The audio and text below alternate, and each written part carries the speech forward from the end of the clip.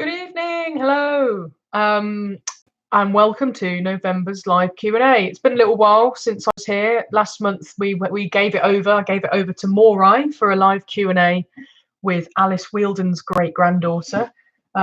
Just in case you are unfamiliar with who Alice Wheeldon is, I've been mentioning it a lot on my social media, but this is a leaflet of Morai's new album and new project, Framed. The albums are just up here.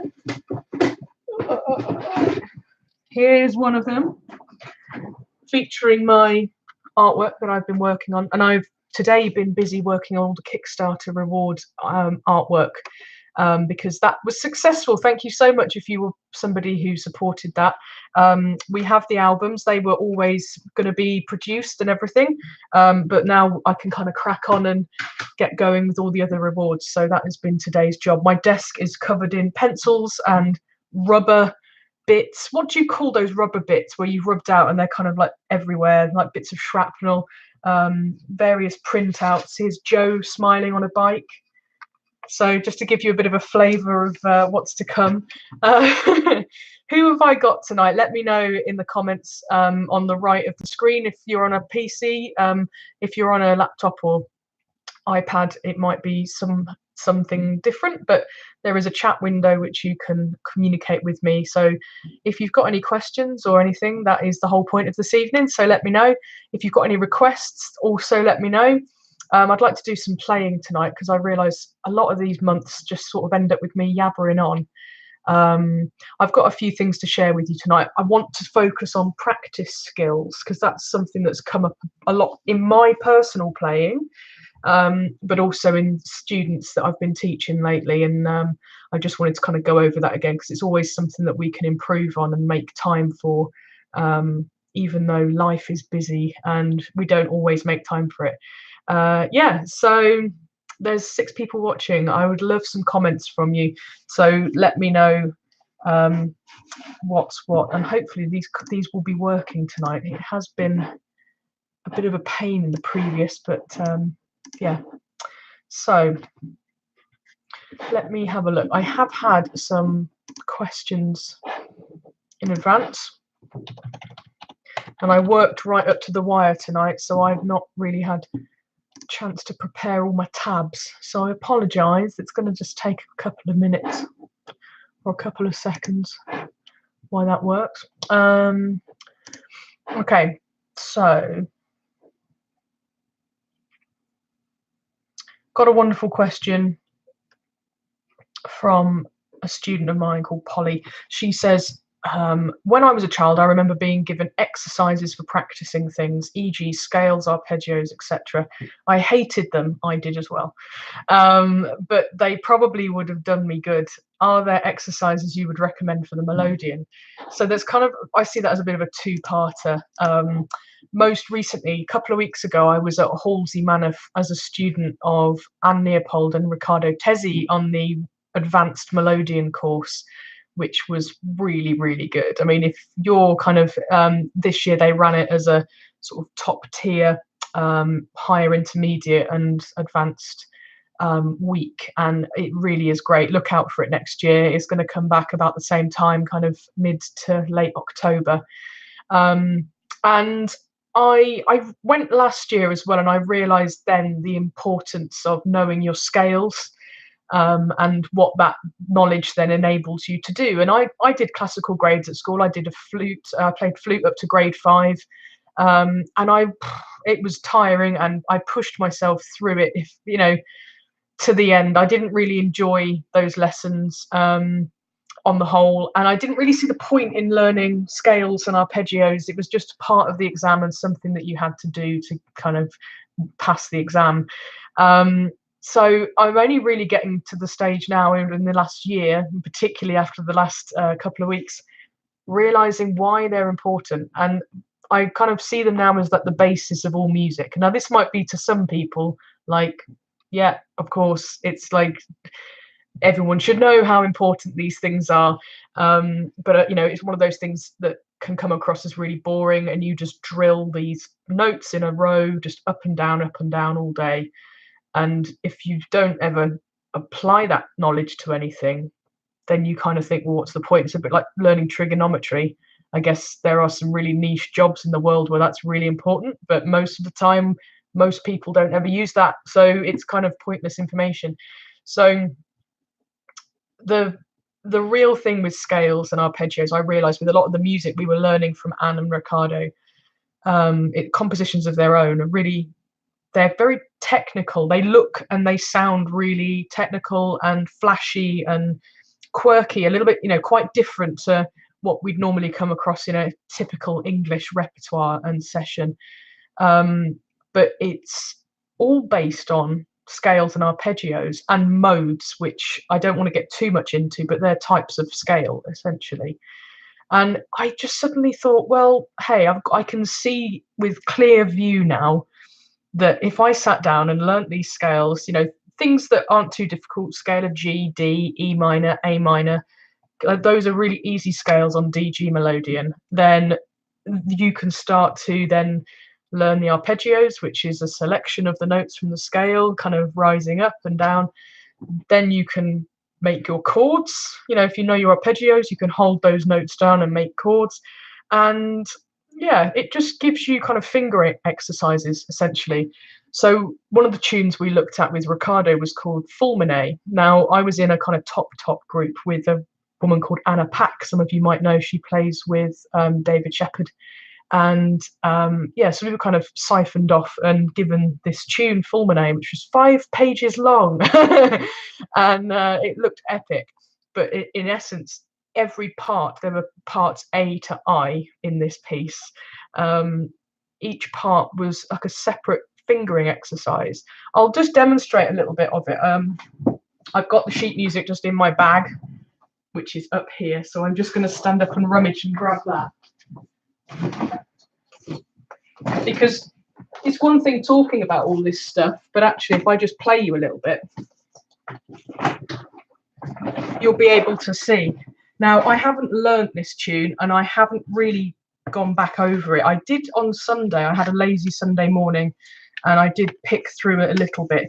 But it was a bit tricky. Now, Anna wonderfully went through and transposed everything because Ricardo gave it out to us. I don't know what key, but it was written for G, C Melodeon. So it was in like maybe C or something like that. So it wouldn't have been an easy pattern on DG. So first job, and bless Anna did it. I procrastinated because it was just too much, I admit. I went for a lovely walk in the sun and I came back and was like, this is a bit tricky. I think I'm going to do the other tune that he gave us. But in the meantime, Anna sat down very studiously and transposed everything. So this is Fulminate, which is one of Ricardo Tez's, I think one of his first tunes he ever wrote. Crazy. I mean, Andy Cutting has recorded it on Blozabella's Vanilla. And so you might kind of recognize it, and I think he recorded it also with Band Italia, which was his band as well. And apparently it's based on the engine rhythm of the steady rhythm of his first car, which was a Fiat 500, which I think is adorable. So this, in kind of answer to why scales and stuff are important and why I'm just realizing that, there's just this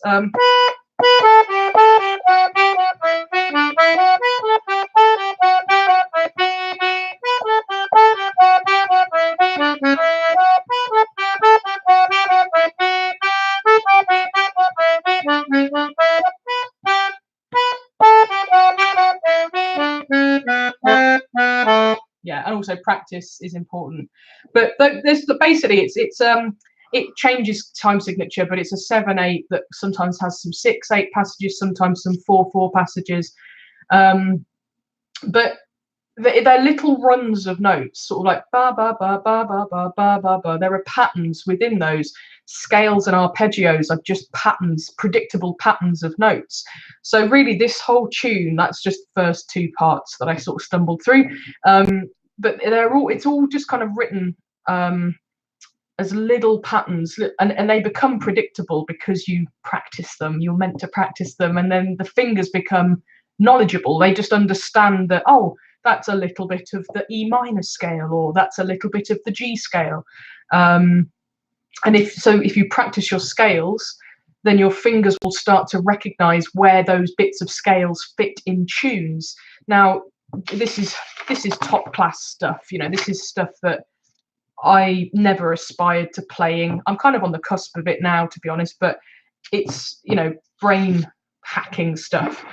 But even within English repertoire, or, you know, simpler French or Italian repertoire, there are huge numbers of tunes that are based on scales. So it's really worth playing your G scale. Now you can just sit and you can just play up and down on each row, you know, G scale, D scale, you know, pushing and pulling. We can all do that. You know, if you don't know, that's the easiest way to go and discover it. But if you can find your scales, or pretty much all the notes in a scale, in one direction, that's also going to be really helpful. So let's take the scale of G. Now, there will be two notes that we can't get on the push, so we have to pull them, but we can discover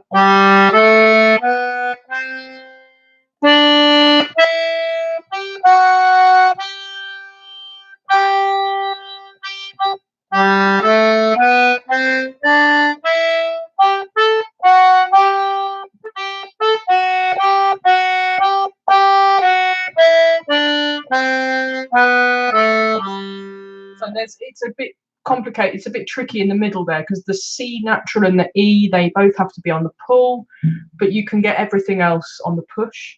And similarly, if you try and get the G scale on the pull, there will just be the D that we have to push, unless you've got a reversal. Perhaps you've got a half row with a pull D, for instance, and then you'll be able to get everything on the pull.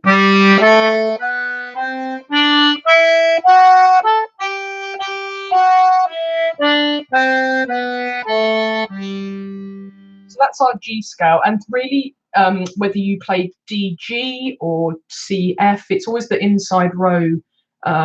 This whatever that corresponds to. So this is G, whatever position this sound corresponds to.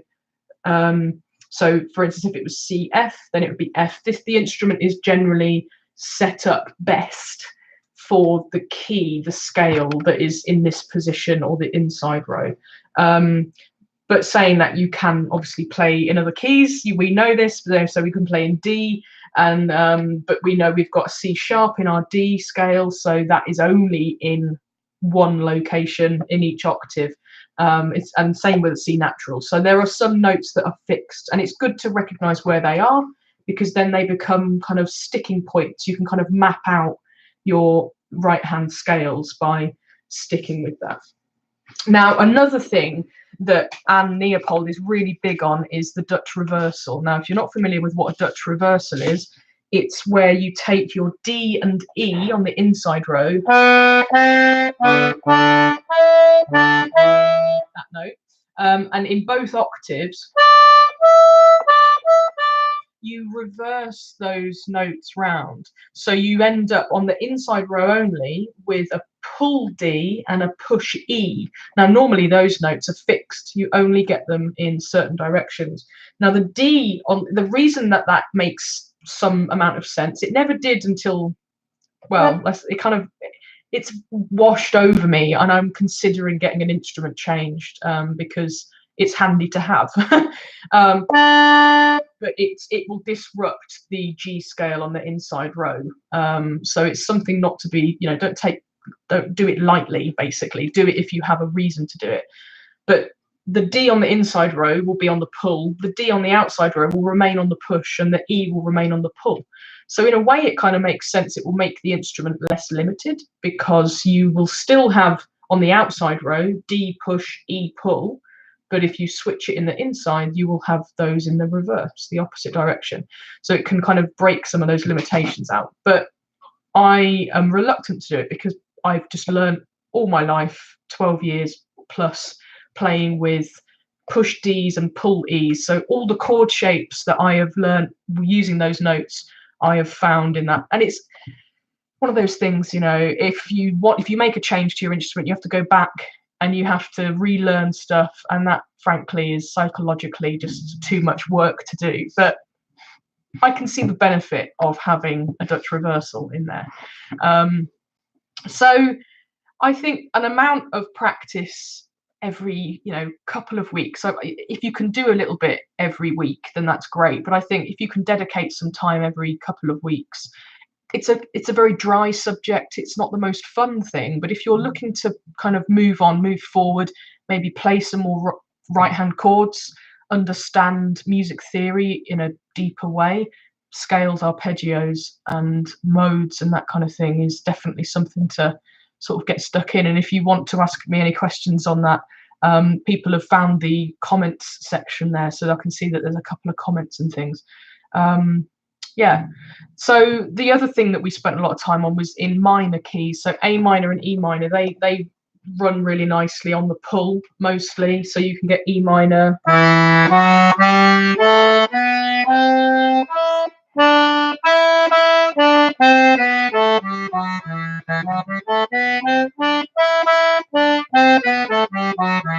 yeah, you can get that on the pull, obviously, and you can get it push-pull going up the outside row. E minor, beware, it doesn't have a C sharp in it. That would be E Dorian. So Dorian is a mode. So this instrument is set up for E Dorian, very, neatly on everything on the outside row.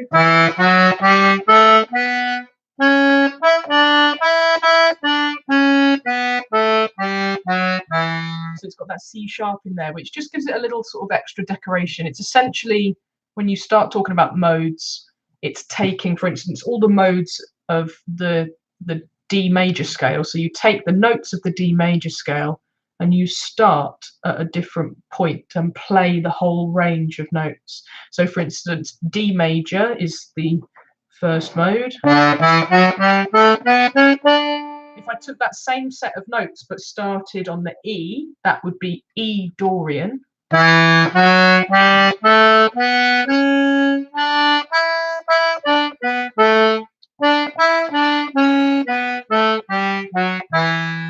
If I started the same group of notes but on the F sharp, then you get, I think it's F sharp Melodeon. This is all very new learning for me, I have to say as well. Something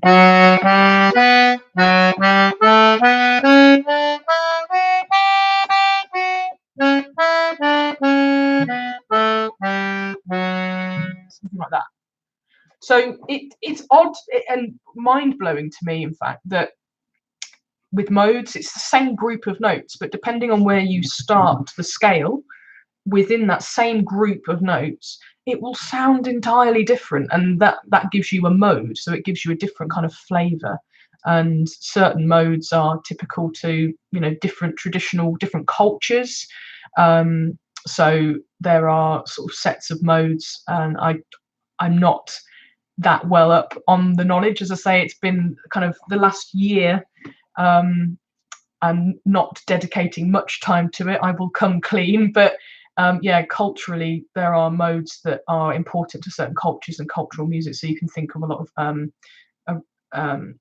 Middle Eastern music uses particular modes, which gives it that kind of flavor, and that particular,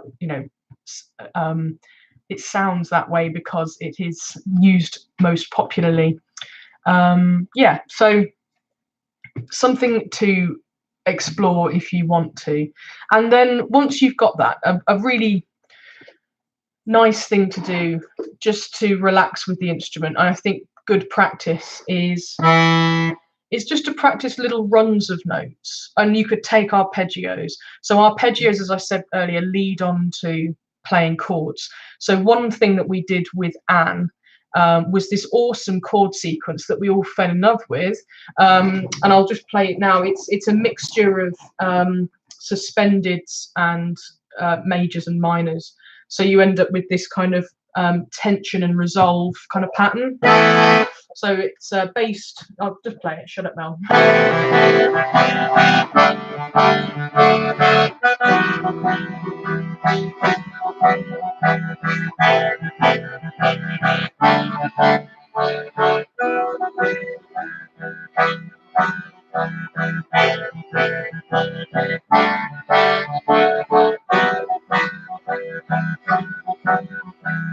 So you can see it's not the most difficult kind of patterns. And in fact, these are exactly the same. We're just changing direction.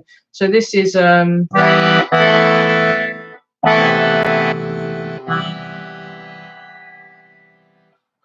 it was. I think I want to say like E minor suspended. E minor, and then a D sus 4 to D, and then E minor. I think it might be a sus 6 or so. I've got it written down somewhere, but I can't remember. But essentially, you're just sort of adding a different colour into the chord. Once those chord shapes, once we got those, she broke them down into, you know, arpeggiated patterns, and the whole thing was based on a piece of music that she'd written. And then there was this chord sequence to kind of underpin it, and then some improvisations to go over the top. So we were kind of exploring different ways to get into improvising based on knowing your scales, knowing your arpeggios. And once you know that, you've got a map that you can follow. Essentially, you can improvise around that known set of notes.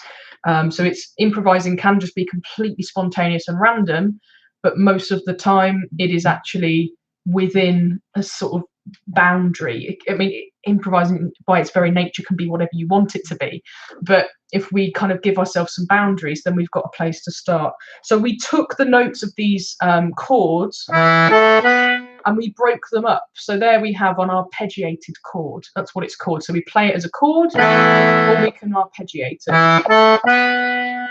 So yeah, and then we played them in little octave patterns. So we ended up, and I've been practicing this like crazy, but I think it's still a bit rough, so go easy on me.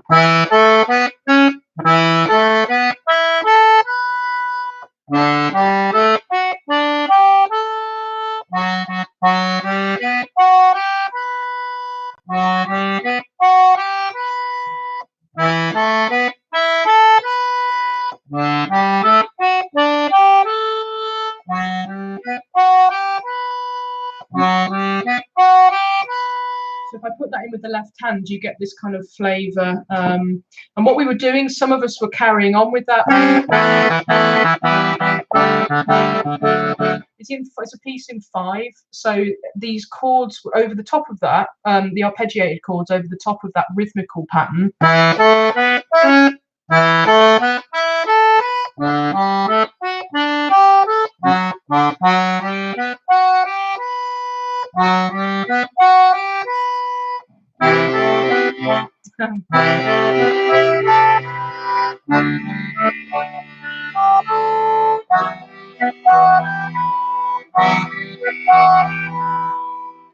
That's step 1, which I found really hard on the day.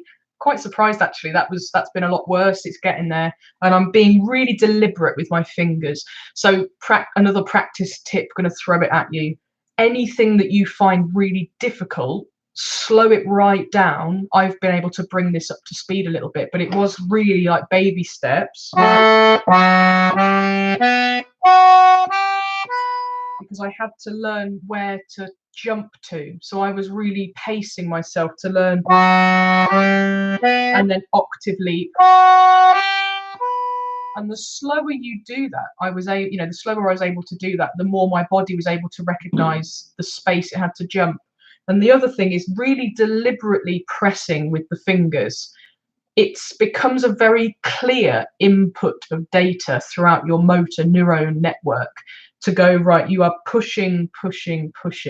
If it's a bit, if it's a bit flack or a bit, if it's too fast, your brain isn't processing everything well enough to remember it or recall it later on. So playing slowly, and if you can't play slowly, set a metronome up. I've got part of a blog or one of these before. I can't remember, I've talked about this before, using a metronome and setting yourself really, really slowly and then just gradually increasing by 5 beats per minute so that you can, play things, teach yourself to play quicker. So yeah, that was level 1 of these arpeggiated chords. And then we did this, which sounds gorgeous, but this is like level 2, 3 and 4 all together. So you end up, yeah. So what we're doing is taking that arpeggio and then shifting the start to the second note and then the third note.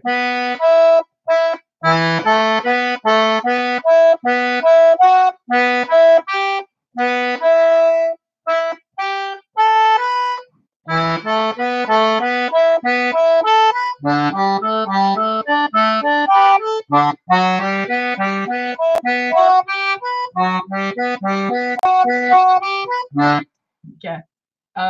I want this to be a lot better. Demonstrating this feels a bit, you know, it's like, oh, I'm not very good at it. But so we see the process, and actually that's better than it was on Sunday. So, and I've not done any work in the interim.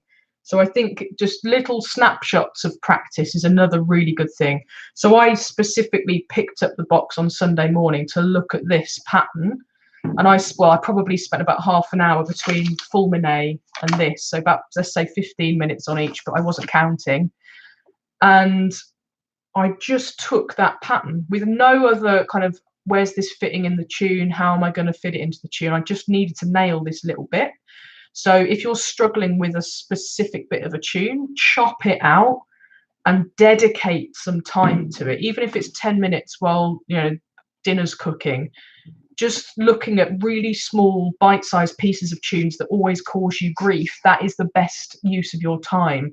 And if you study it for 10 minutes and then put it down and pick it up a few days later, you'll usually find it's a little bit slicker, like I am now. So you've got this muscle memory building in the background, but just through, it's like HIIT training for your fingers, you know, high intensity training for your fingers, high intensity short bursts of exercise that then you walk away from and your body is able to recover. Your brain is storing that and processing all of that. So yeah, some nice little twiddly patterns there.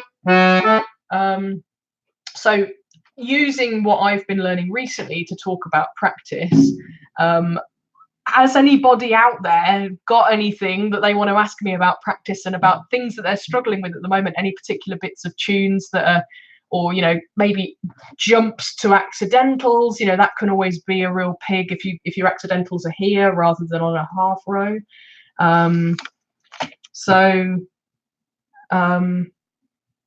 I can see that Frank has asked me a question a little while ago. Thank you very much. I'm going to go back over that. How long should I spend on practice on a new tune? So specifically, you can probably hear the fireworks. I'm sure you're all experiencing this. I have a massive sky view. There's nothing blocking, so I'm getting a very free firework display at the moment. So it really depends on all sorts of things. You know, how much do you like the tune? I think if you really like the tune and want to learn it, then you'll dedicate more time to it. It kind of works naturally like that, I find anyway. If there's something that I really want to learn and really want under my fingers, I will just find the time and make the time to make that happen. And I enjoy the process that you know, I enjoy going through all of the emotions of that journey of making something mine. It's, you know, the frustration and the annoyance in the, you know, the first however long, you know, and then it gradually is like, oh, I'm starting to get this, I'm starting to understand it. And then the longer term, this is really mine now, I've made it mine and I'm doing things with it that I really, you know, really like. You know, I like playing it in this particular way. You know, you can start to morph things over time. But in terms of actual splitting of time, I think this is something I can kind of segue onto a little bit. One of my biggest golden rules with practice is if you can split it into thirds. So for instance, if you've got 10 minutes and if you want to be really diligent about it, set a timer, 3 minutes 33. No, that's not how it works, is it? 3 minutes 20, 3 minutes 20 seconds on each, on three things. So 3 minutes 20, 1/3 of time on something new that you've just been recently doing, and you might just want to play through it and then that's it, just to refresh it. 3 minutes 20, another third on something specific, either within that tune or within another one that always goes wrong. So we're looking at least 1/3 of your time just dedicated solely to something really specific, that bite-sized chunk that I was talking about. And then 1/3 of your time on something that you did just recently or maybe way back in the past that you want to bring back up into your repertoire. So that there should be this idea that practice should be fun, and that it's not all about sitting down and just kind of playing all the hard stuff, or all the stuff you don't know and want to know. It's that idea of what's relevant, what's current, what was just under my fingers and maybe is starting to slip, and then what's right at the bottom of the pile. I often, another analogy is a pile of books on a desk. The thing that you've just read is on top, but it's still fresh in your mind, so you just want to dip into it and just kind of check that it's still rumbling along. And then maybe the thing that you just read underneath that's maybe gone a bit stale, but you want to keep it refreshed. It took you a long time to learn that, so just work through it. Or maybe there's something I can say specific within that. Go straight to that point and play that specific bar or whatever it might be. And then something from the bottom of the pile that maybe is long gone, but you worked hard at it, so it's keeping it fresh. So pulling it out, putting it back on the top of the pile. I've had a lot of success recently with long-term students that have been seeing me for 4 or 5 years, who we've just started going back over stuff in order to develop it or just see if it's still there, and everyone's having great success with pulling it out of their memory. It's nice to see, and it feels really good when you are able to go, oh yeah, it's still there. Actually, muscle memory is a great thing, and as long as you've been constantly playing in that kind of long 5, maybe sort of 3 to 5 year period, then stuff that you used to play, it's not completely dead and buried. With a bit of refreshing, it can come back. So hopefully that helps. Splitting time into thirds, definitely.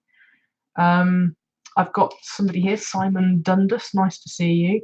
Nice session, Mel. I find certain tunes have taught me a lot and would be interested to know which tunes you maybe struggled with, but was so glad because your playing progressed. I can remember I did most of my real dedicated practice and learning at university when I first started playing the box.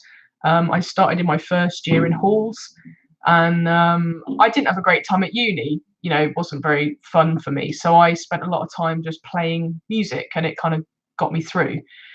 Or playing ultimate frisbee, which you can talk to me about another time if you want, or ask me a question now. So yeah, between Melodeon and ultimate frisbee, that's what got me through.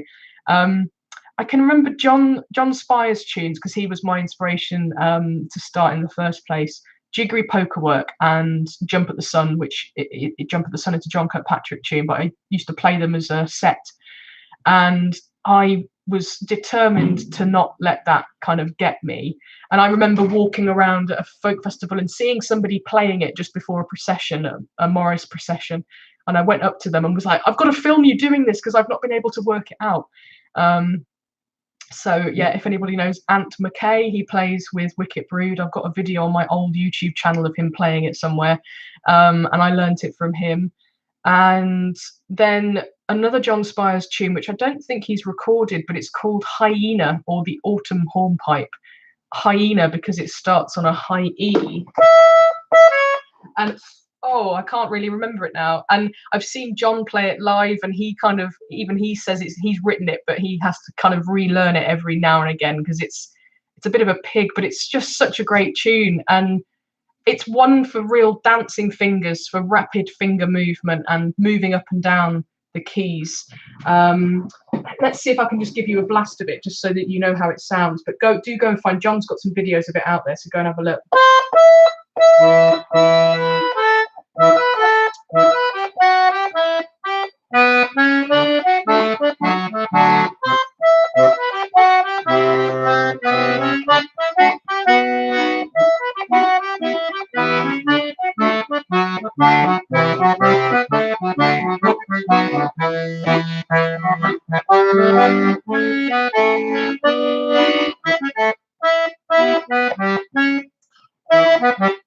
It's very arpeggio and very scale based, and because I've not practiced those things, I'm now struggling, but you get the idea.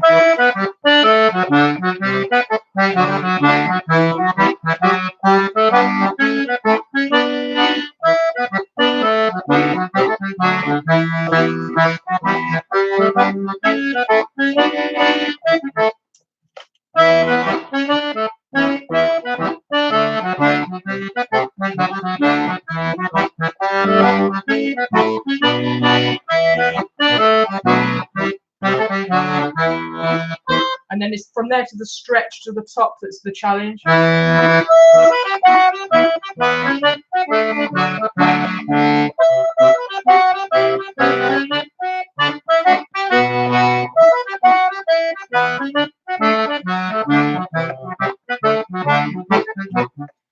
So that was an early one, and I obviously need to go back and really study it again. If I'm totally honest, I never really nailed that completely to the wall. I got to a stage where I, could fumble through it in a session, but I've never totally nailed it. But it gives me some heart to see that John introduces it as the tune that eludes him a little bit as well. And he plays it really, really fast in his solo gigs. And yeah, maybe I'll try and get him to play it at Whitney in a couple of weeks. If you're coming to Whitney, he's going to be there, and I might sort of nudge him to give us a blast of it, and then you can hear it for yourself if you're coming along. Yeah, so Autumn Hornpipe. And most recently, as well as Fulminate, which I do want to learn, but it's a behemoth. You could spend all year learning it. It's, as I say, parts up to part I. I mean, it's just crazy. A, B, C, D, E, F, etc., etc. So we also did a tune of Ricardo's called Pomodoro, which some of you might have seen me posting about on my social media and my student group, Mel's Angels. I want to show you a little bit of that now, because again, it's a tune that's based on fingering technique and kind of little finger patterns that are really fun to play without any knowledge of the tune, just actually mucking about with little fingering exercises and games, just jumping from intervals, or kind of playing through arpeggios, little sections of arpeggios or whatever it might be, and then working up like that chord sequence, find the arpeggiated chord and then start on the second. So that's just based on the kind of inversions of that chord shape. Now, I'm probably using a lot of lingo that is confusing a lot of people, but chord inversions are essentially making a chord involves 3 or more notes, but let's say 3, and they'll be the same notes. So if you find those notes in other combinations of octaves, and whatever note is on the bottom, the bass sound, so there's that, or there's, that's the same sound, but it's just an inversion of.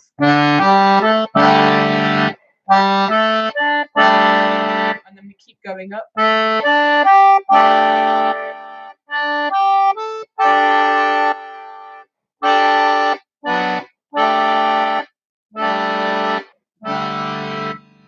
all the same notes, but they obviously have different tonal qualities to them depending on whether you play it down this end of the instrument or up at the top end.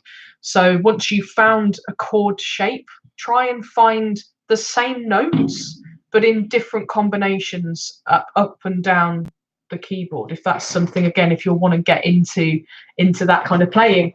So Pomodoro, it started off, Ricardo explained, it started off based on the idea of picotage, which is a beautiful, gorgeous little word, French word.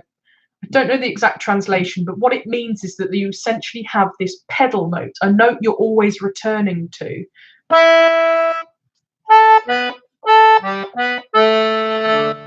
And in our case here, it's an A.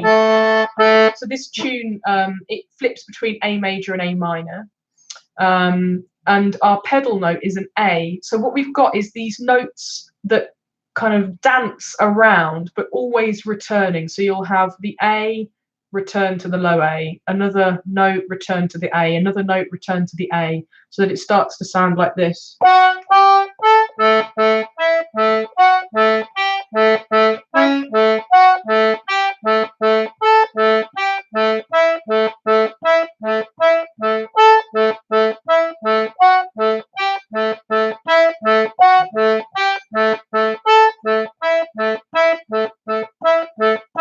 So yeah, he was just sort of said that he just started playing around.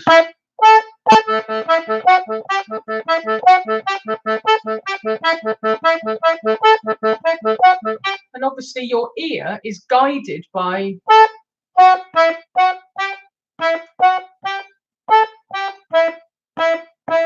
That's what we're hearing, and this pedal note beneath is just kind of keeping this pulse and this heartbeat going through.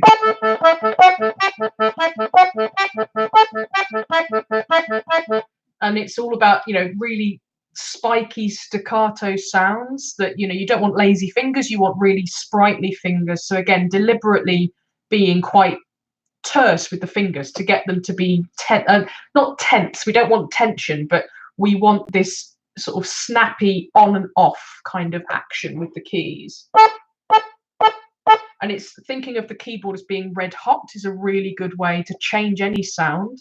So, you know, if this, you know, this is pretty high end stuff, but a really like bass way in, sort of basic way into playing like this would be to take any tune that you've played, preferably something you know really well. Let's say you know Bear Dance really, really well. You've been playing it for years, but you may be a bit sick of how it goes. Let's change it up. Go back and play it all staccato. So play me the Bear Dance of.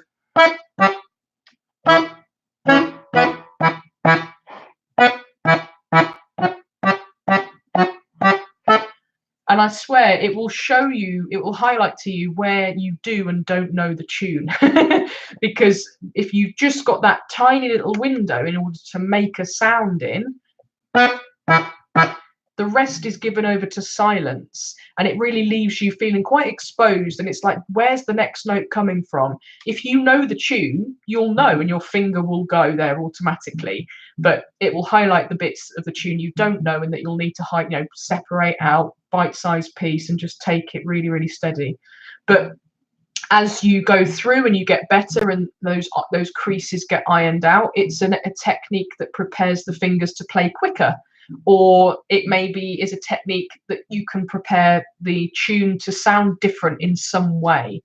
So this is always my first level of changing a sound of a tune. You know, we can all play basic tunes, and a lot of students come to me with, I can play loads of tunes, but I don't know how to develop them. I can hear that Morris sound, and I don't know how to do that. That's a phrase I get sort of asked a lot.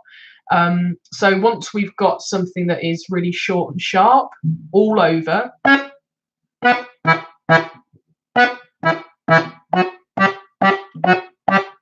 once everything is short and sharp, then we can go in and specify which notes are allowed to be lengthened. So I'm going to now lengthen the notes that fall on beat 1 and beat 3 in the bar. This is a 4/4 tune. So beat 1 and beat 3, I'm now going to lengthen, but I'm going to keep everything else 2 and 4 really, really short and sharp. So this is a real brain teasing exercise. Good to practice this. Go slowly so that you can hear the difference between a short note and a long note. So we're going to have.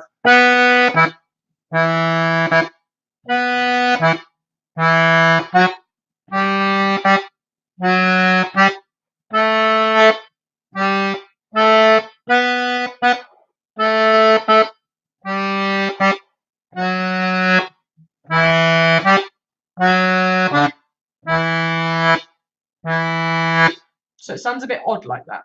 1 and 3 lengthened. Let's try the other way around. So we're going to shorten, we're going to keep 1 and 3 really staccato, but we're going to lengthen 2 and 4, just as another exercise to make sure that you can do it. It's a little game you can play to train your fingers to play in different ways. So 2 and 4 lengthened, 1 and 3 short.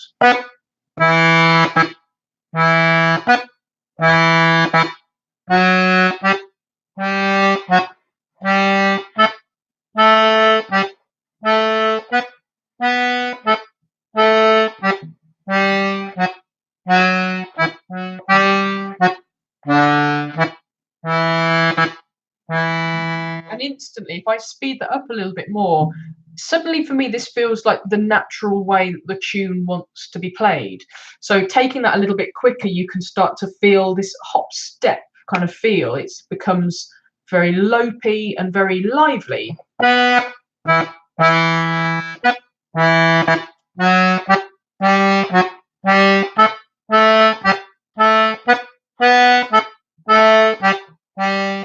Particularly that bit.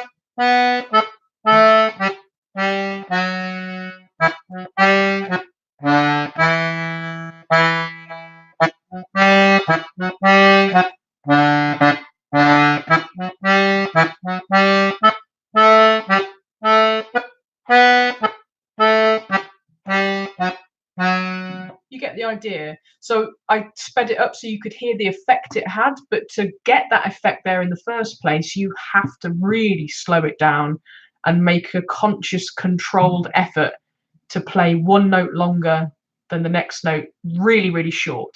So it's all about making huge contrasts between short and long so that your brain can go, oh, that's a short note, and this is how I make a short note happen. So it's that rapid fire finger to get on the key and off the key again really quickly.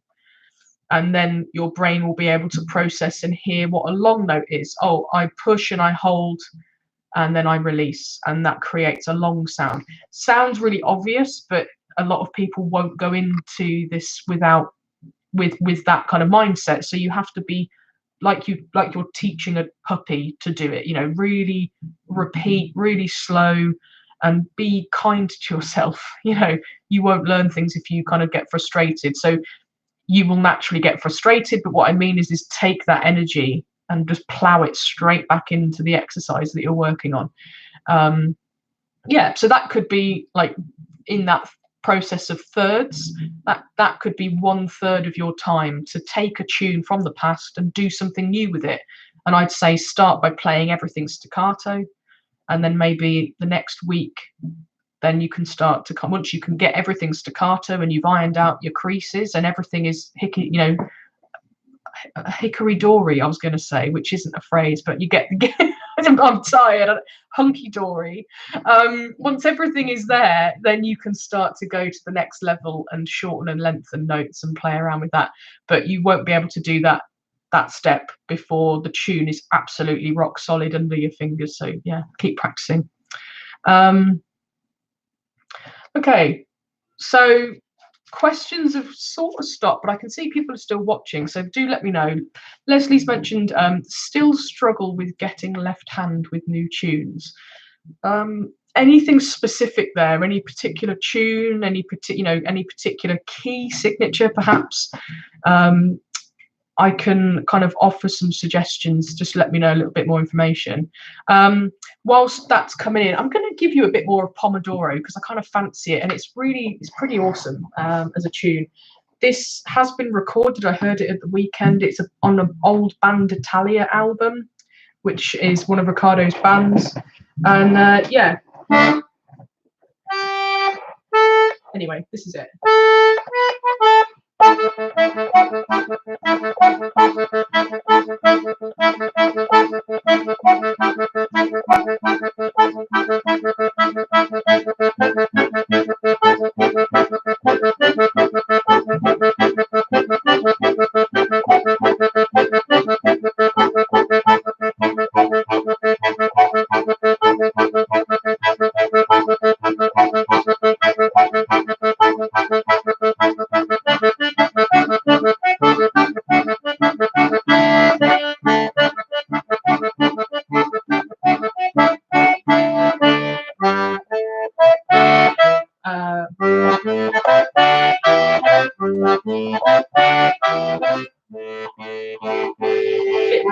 Bit rough, but we'll carry on for a bit.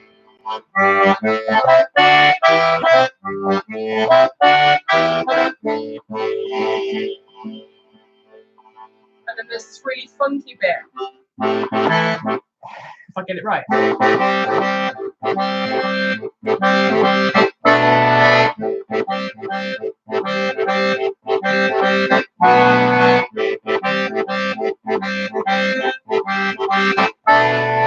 Etc. etc. So there's a lot of different kind of elements to this, and I've skipped through a few, but just to give you a flavour, this piece again is built on lots and lots of different parts. The biggest challenge for me was memorising the sequence of the parts. Each part individually wasn't too much of a challenge, but the linking of them really was. And the thing that really put the pressure on is that Riccardo gave us this on the Tuesday of the week, and he said to us, I'd like you to play this with me in the concert on Thursday.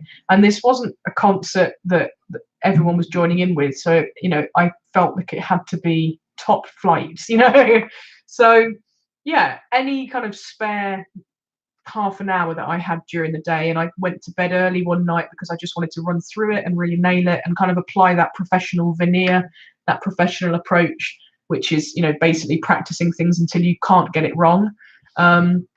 I have to say that with everything else that we were given in that week, I didn't really get it to the stage that I was 100% happy to perform it at, but I put all of that to one side and I just had a really good time with Ricardo on stage. I've just, a friend of mine videoed it for me, and I've just downloaded the video today. I haven't looked back at it yet, but I will get that up tomorrow. I'm planning on sharing that with you guys.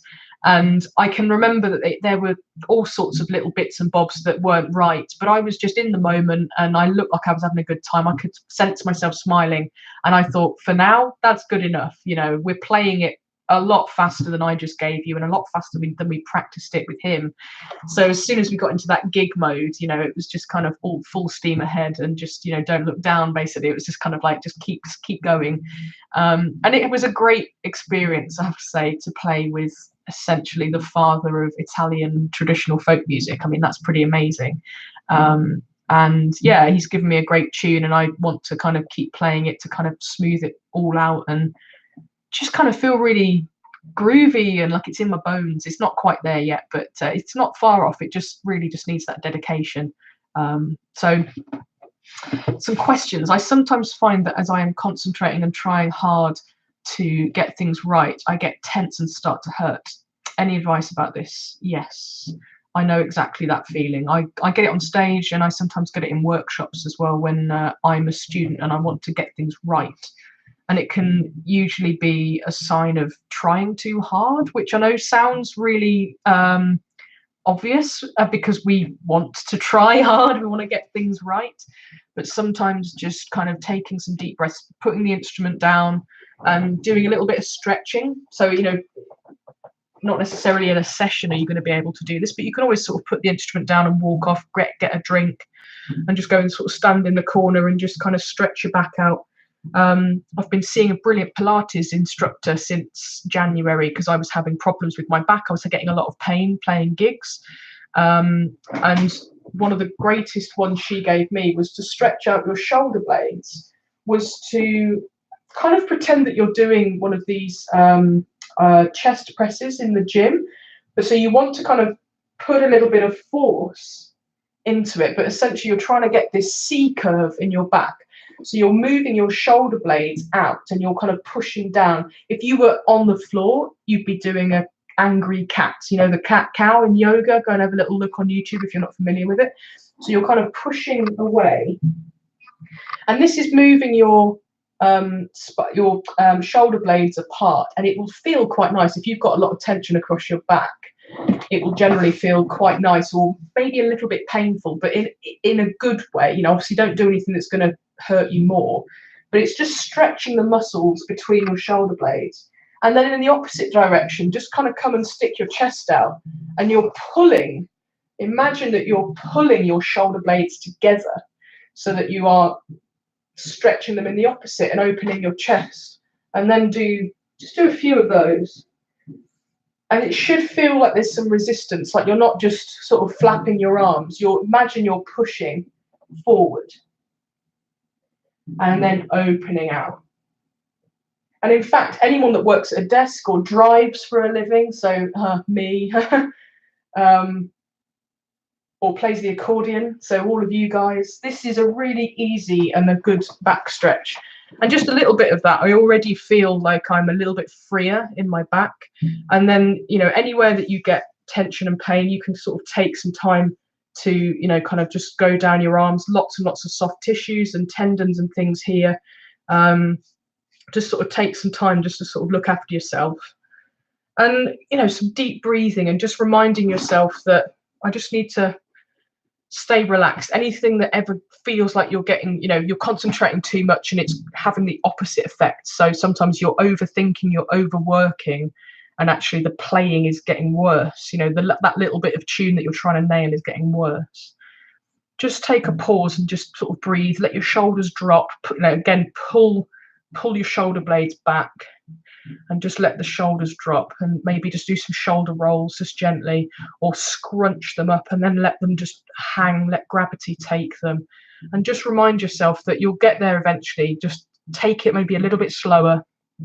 Really think about every individual note and the fingering to get those notes. Be deliberate, give that brain plenty of time to process each of those fingering movements. And sometimes what will happen is, if you have been struggling with a fingering pattern, going slowly and deliberately, you'll recognize the bit, oh, that finger's moving to the wrong note. It's you're the bad one. So then you can kind of make that deliberate choice to place it in the correct place.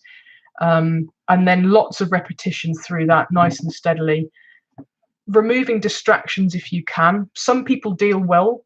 I've got a lot of students that will have the telly on mute, just kind of flicking away in the background, whatever works for you. But you want to try and get into this place where all that matters in that moment is you, your melodeon, and your breathing, and that fingering pattern, and feeling what it's really like to play that pattern, whatever it might be. And the deeper you can go into that Melodeon zone, I call it, where everything else in the world doesn't matter for just, that couple of minutes that you're practicing that particular phrase, you will find that you get greater control, greater awareness of the right and the wrong in your playing, and the things that you can adapt, the things you can change, and it will stick.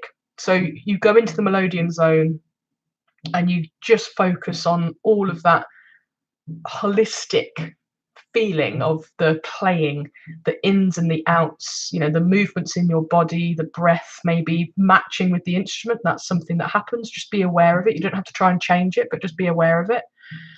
And also the fingering patterns, on either side. So if it's a bass pattern that you're struggling with, really go through it with a fine-tooth comb and give those fingers jobs. That's a really important thing as well. Make sure that it's the same finger each time playing that, so that the sequence can become a pattern that is recognized rather than just any random finger playing it.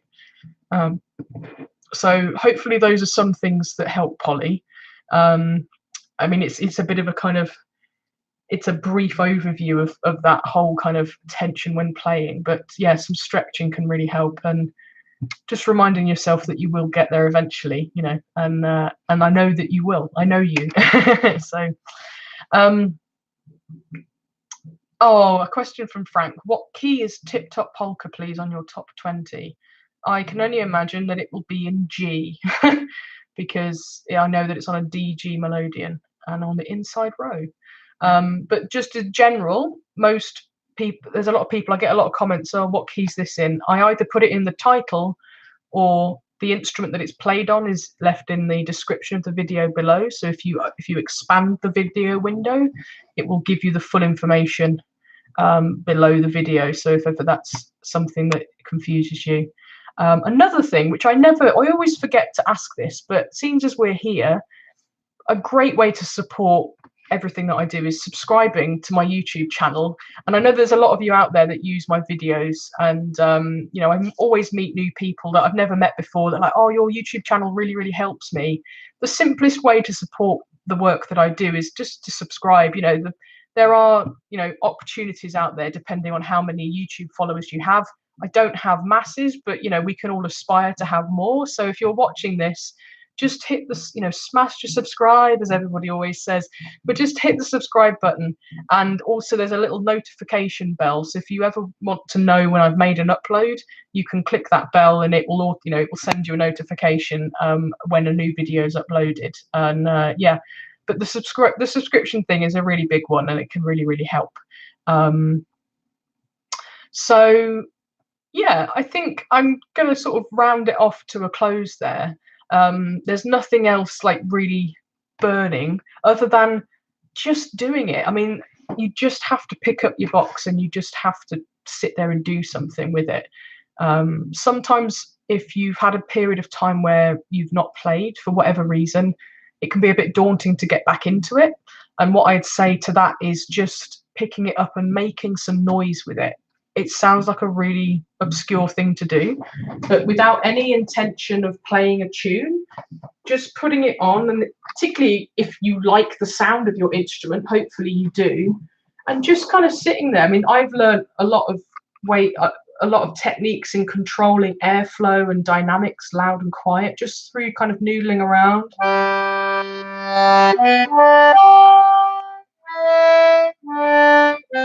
And it's just a kind of a little moment. It doesn't have to be anything constructed or, you know, just noodling around just aimlessly. It can help you just to relax and find that Melodeon zone. And from there you might find that you just start playing a tune. Go with it, just follow your nose. It might be a tune you don't think you know, but again, just follow it and just see where it leads you. And yeah, I think that's one of the biggest ways you can learn, is just by following your own instincts and your own intuition. Great. All right. Well, lovely to see you all this month. We've had about 10 people on average the entire time. So I will catch you in December. In the meantime, if you want to get started on some Christmas tunes, I have a Christmas tune book on my website, melbiggsmusic.co.uk. Visit the shop and you can get started there. Videos and sheet music available. It's an ebook, so it's literally just a downloadable thing, and their videos are embedded online, so you can play along and learn some tunes in time for Christmas. In the meantime, I've always got tuition slots and the online course going. So yeah, keep in touch and I'll see you next month. Thanks very much.